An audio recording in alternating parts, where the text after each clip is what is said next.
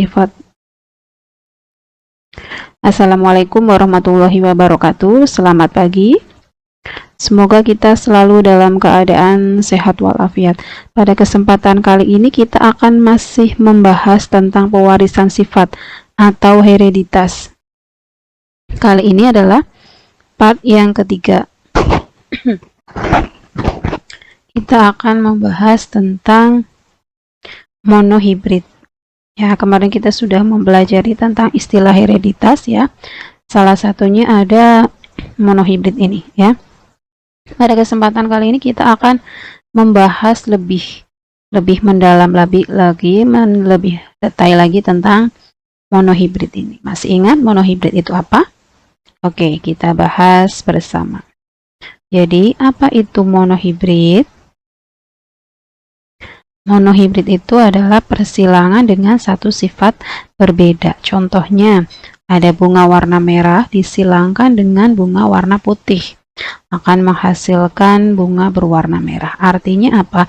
Dalam persilangan itu hanya melibatkan satu sifat beda, yaitu warna bunga. Kemudian contoh yang kedua, biji bulat disilangkan dengan biji keriput. Nah, dalam contoh tersebut ada satu sifat beda, yaitu bentuk biji. Nah, persilangan yang demikian itu kita kenal dengan istilah monohibrid. Ilmu yang mempelajari tentang pewarisan sifat itu kita kenal dengan istilah genetika. Jadi ilmu pewarisan sifat itu kita sebut dengan genetika. Kemudian siapa sih bapak genetika? Bapak genetika itu adalah orang yang pertama kali mempelajari dan mengenalkan tentang ilmu pewarisan sifat ini. Siapa dia? Dia adalah Johann Gregor Mendel. Ya, jadi Johann Gregor Mendel ini adalah seorang ilmuwan yang mendapatkan julukan bapak genetika. Nah, ini dia sosoknya. Mendel ya melakukan sebuah percobaan. Percobaan ini dia menggunakan tanaman yang namanya kacang ercis atau Pipum sativum. Kenapa dia menggunakan kacang ercis? Tidak menggunakan tanaman yang lain. Ada beberapa pertimbangan atau alasan, yaitu karena kacang ercis ini memiliki masa hidup yang singkat. Ya, jadi dia bisa mempelajari, mengamati beberapa generasi dari tanaman ini secara singkat. Tidak membutuhkan waktu yang lama. Kemudian alasan yang kedua adalah kacang ercis ini memiliki sifat yang mencolok, baik dari segi warna dan dari segi bentuknya, sehingga amat sangat mudah diamati. Nah, ini ya kacang ercis.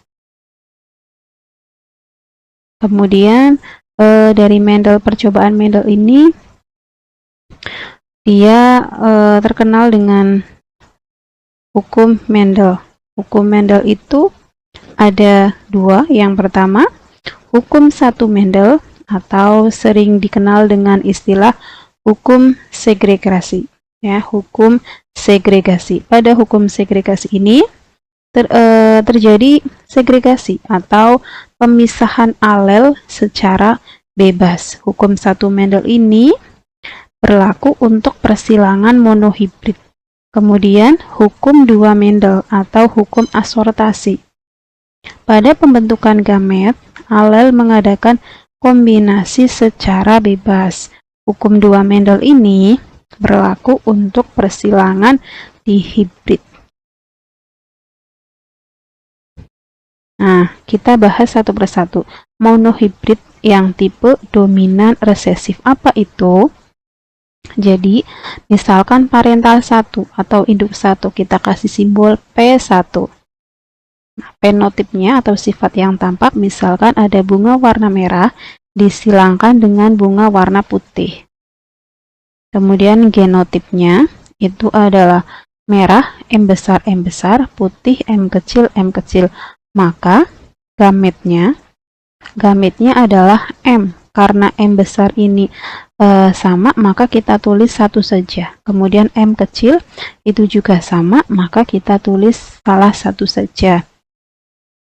Nah, F1 atau filial atau keturunannya kita dapatkan dengan cara menyilangkan seperti ini. Jadi, kita buat tabel seperti ini. Gamet yang M besar di sini, kemudian gamet yang M kecil di sini, kita satukan ya dari M ke M. Jadi nanti akan menghasilkan M besar dan M kecil ya, genotipnya. Kemudian fenotipnya bunga berwarna merah. Jadi fenotip atau F1-nya 100% merah, kemudian genotip untuk keturunan satunya 100% M besar M kecil atau dia heterozigot.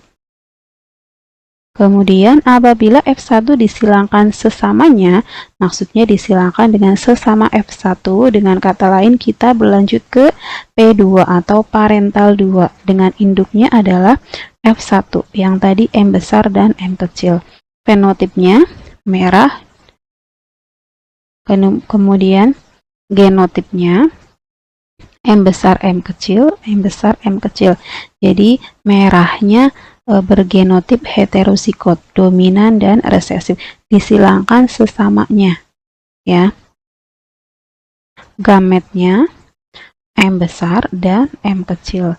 Yang ini juga M besar dan M kecil.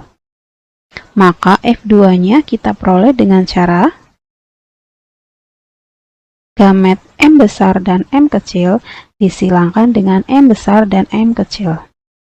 M ketemu M ya, M besar merah. Kemudian M besar, M kecil merah. M kecil dan M besar, maka penulisannya huruf besar itu harus selalu pada pertama ya, merah. Kemudian M kecil ini adalah putih. Maka dapat kita simpulkan bahwa perbandingan fenotipnya itu kan ada dua jenis warna, yaitu merah dan putih. Kalau kita hitung, merahnya ada 3, putihnya 1, maka perbandingan fenotipnya merah dibanding putih adalah 3:1. Sementara genotipnya ada 3 jenis, M besar, M besar, M kecil dengan perbandingan 1:2:1, atau kalau kita prosentasekan 75% merah untuk fenotip dan 25% putih. Kemudian monohibrid tipe 2, yaitu monohibrid yang intermediate. Masih ingat, intermediate itu artinya gabungan. Misalkan ada parental 1 atau P1, fenotipnya merah disilangkan dengan putih. Genotipnya untuk merah M besar dan untuk putih M kecil. Gametnya M besar dan gamet yang satunya adalah M kecil. Maka F1-nya kita peroleh dengan cara M besar dan M kecil. Karena ini intermediate, maka tidak akan dihasilkan warna merah, melainkan gabungan dari merah dan putih, yaitu akan menghasilkan fenotip warna pink. Jadi fenotip untuk F1 monohibrid intermediate 100% pink dan genotipnya juga 100% M besar M kecil atau heterozigot.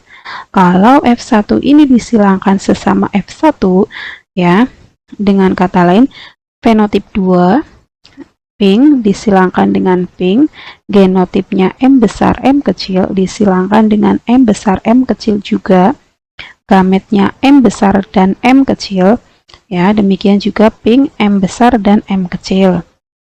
Maka F2-nya kita peroleh dengan cara tabel seperti ini ya, M besar M kecil, M besar M kecil. Dalam hal ini karena intermediate, kalau ada yang heterozigot, dominan dan resesif ya, ini ya campuran, tidak akan menghasilkan warna merah melainkan pink. Maka dapat disimpulkan bahwa perbandingan fenotipnya itu merah banding pink banding putih 1:2:1. Sementara genotipnya M besar M besar, M kecil, M kecil, M kecil.